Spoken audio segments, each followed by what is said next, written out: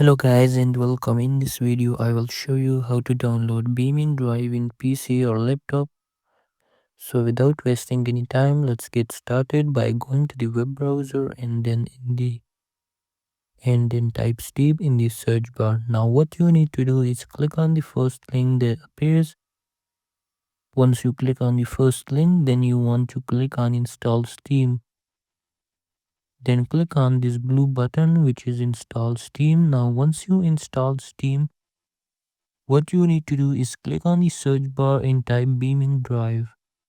Here you can see the game, so just click on it. Now what you're gonna do is follow my steps, so scroll down and click on add to cart. Then view my cart and you can then purchase the game. After that it will be added to your libraries. So that's it for this video.